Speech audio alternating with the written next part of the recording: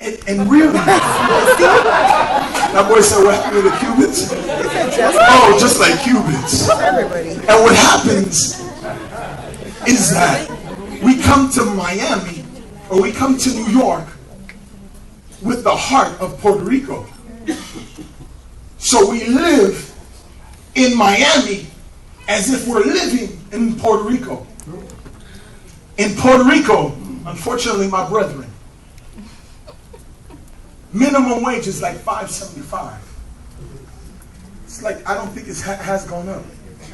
And what happens is that when people move here, they think that $5.75 is enough to make ends meet, because your heart is still in Puerto Rico. So you live a lifestyle as if you're in Puerto Rico. And you have more people receiving government funding because they still have the heart. The heart responds to the mind. So as they feel in their heart, wherever your heart is, there is also your treasure. So you live like if you're living in Puerto Rico, your mindset adapts to that lifestyle.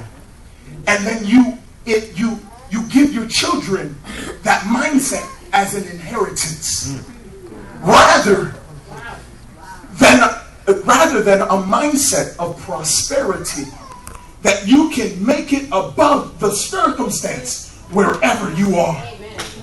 I tell you this with all due respect, you will never be able to change Miami unless you develop a heart for the city.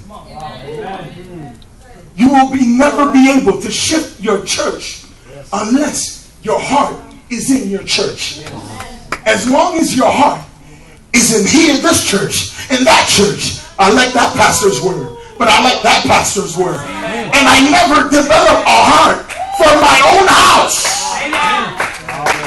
I will never change the culture of my church. Many, unfortunately, they complain, but they have no heart change. I know it's very repetitive, but it's true. Your treasure is wherever your heart is. It's wherever it is. You live out of the abundance of where your heart is. You will live in the abundance of wherever your heart is.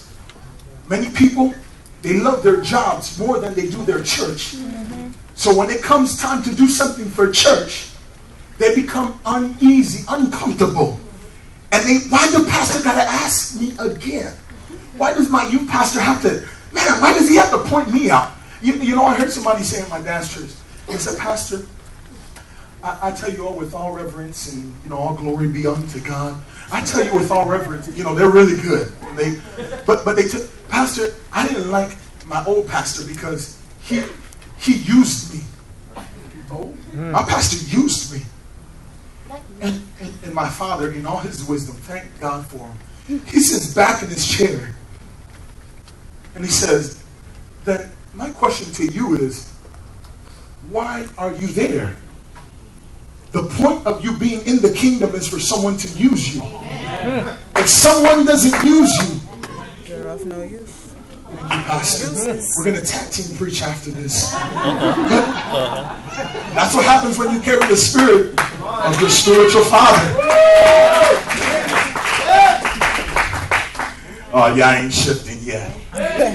Listen, that's why this is more than a meeting. This is not a convocation. This is not a reunion. This is called a movement. Jay said it's a movement because you're being moved into another man. And when you're moved into another man, you receive another heart. You receive a different heart.